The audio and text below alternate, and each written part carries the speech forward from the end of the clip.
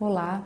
Se você, assim como eu, está sentindo muito essa grande conjunção de Júpiter com Netuno, como é uma conjunção muito importante, provavelmente você já sente ela há alguns meses e o ápice foi agora, mas isso continua a reverberar.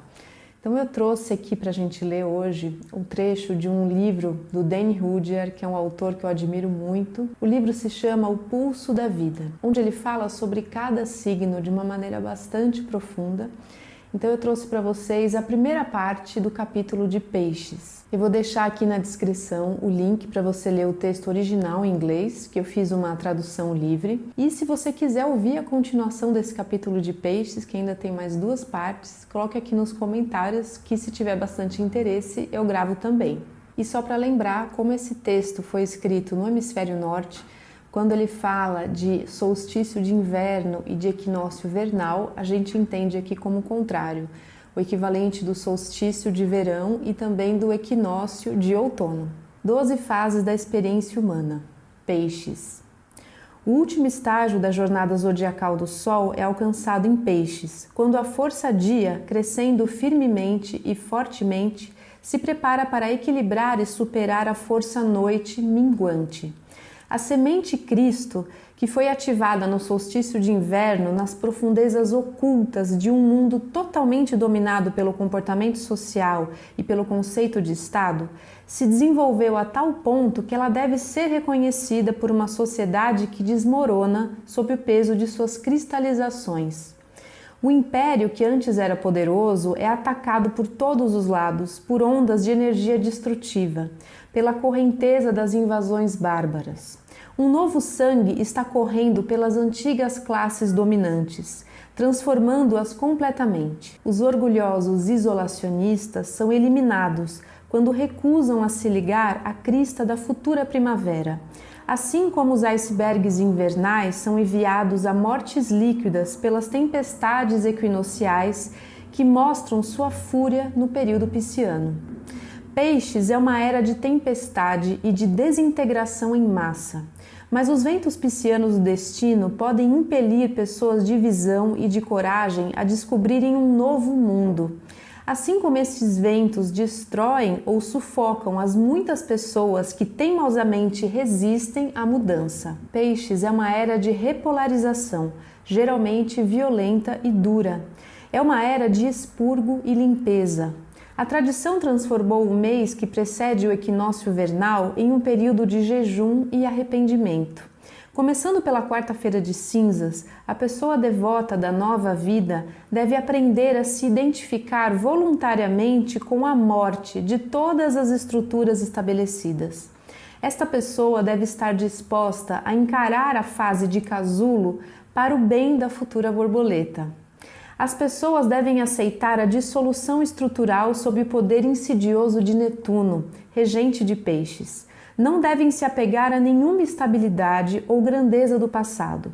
A não segurança é para as pessoas a única segurança possível.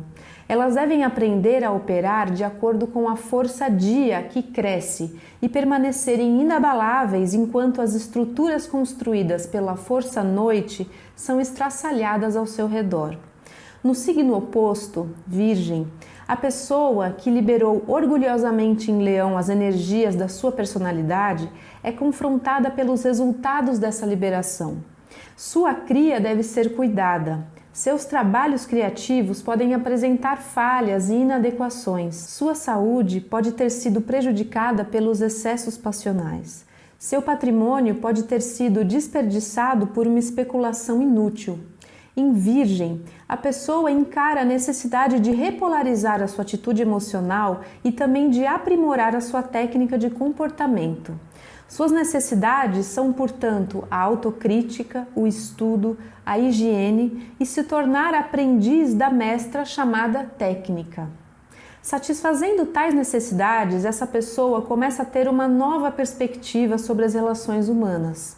Ela aprende a servir, a ter paciência, a escutar, a meditar e a criticar os impulsos mais básicos da sua personalidade. Se ela não aprende por bem, será compelida pela doença ou pela servidão a se abrir para a verdadeira vida da relação humana e se tornar, em Libra, um ser social. Com Peixes, nós encontramos os ventos do destino apontando para o ponto oposto da bússola. Aqui está o ser social, que deve aprender a abrir mão de sua confortável ou até mesmo trágica confiança na estrutura da sociedade. Este ser deve aprender a se manter por si só e a contar apenas com a sua própria voz interior. Deve estar disposto a fechar contas e encarar o desconhecido com uma fé simples. Entrar novamente no útero da natureza, deixando para trás as lindas miragens da vida aquariana civilizada e se preparar para uma vida selvagem em uma dimensão maior e também para longas viagens ao novo mundo. Deve aprender a desaprender e a abrir mão até mesmo de seus ideais estabelecidos e de suas posses. Deve aprender até, como fazem os místicos, a transpassar a maravilhosa esfera da glória de Deus e a buscar sem medo pela escuridão da consciência humana, pela pobreza de Deus, aquele estado oculto onde não há o nada e o silêncio. E, no entanto, de onde todas as coisas que têm forma e nome emanam, na quietude do mistério supremo. Em Virgem, a personalidade orgulhosa deve aprender a ser aprendiz e a servir a um mestre. Mas em Peixes, o ser social, que depende de máquinas e fórmulas acumuladas em séculos de cultura para realizar suas tarefas diárias, encara a compreensão de que sua submissão ao progresso social e ao aprendizado intelectual não vão salvá-lo. Servir um ideal social não vai significar nada em uma crise de vida ou morte. Servir a Deus, servir ao que nenhuma revolução pode perturbar, mas que é, no entanto, a causa e a razão de ser de todas as revoluções, essa é a tarefa pisciana. Transcendência, superação, transpassar ilusões e falsa segurança, ruptura de laços sociais, embarcar para a grande aventura com profunda fé e com simplicidade desnudada do ser. Todas essas coisas devem ser aprendidas em Peixes. A pessoa está aqui cara a cara com si mesma e com o eu superior que ela chama Deus.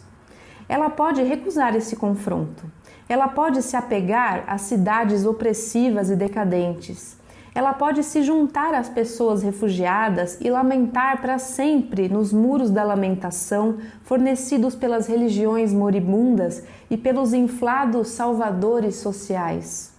Mas então, ela será utilizada como um estrume para as semeaduras da primavera.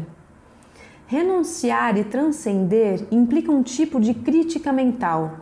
A mente, que nos signos que precedem os equinócios, Virgem e Peixes, é a crítica constante, eliminando as cristalizações ou falácias do passado, com a intenção de preparar o terreno para um novo tipo de vida e de realização. É a mente que diz o que deve ser esquecido, podado, regenerado ou transcendido. Em Peixes, deve-se eliminar as desilusões sociais, o idealismo exagerado, as noções excêntricas, os fetiches revolucionários, o materialismo científico, as monstruosidades civilizadas que se alastraram no período aquariano. Nós nos livramos aqui de nossos gestos sociais e nos apresentamos desnudos diante do Deus interior, isto é, diante de Cristo, o fardo do seu futuro destino. Na verdade, mais do que gestos sociais devem ser deixados de lado, porque estes fatores sociais, agora que a força à noite mingua, estão se tornando não somente negativos, mas também subjetivos. O social se torna psíquico. Sonhos sociais são transfigurados em fantasmas psíquicos, frustrações sociais, transformadas em complexos subconscientes. Vou parar por aqui, essa é a primeira parte do capítulo de Peixes. É um texto muito profundo, vale a pena você assistir mais de uma vez e anotar, principalmente se você tem Sol, Lua e Ascendente em Peixes ou em Virgem também. E atualmente, como ainda temos Júpiter e Netuno em Peixes, assim como Vênus e Marte, que vai ficar ali mais um tempinho, esse é um bom momento para você fazer sua lição de casa e entender o que esse período de força pisciana está pedindo de você.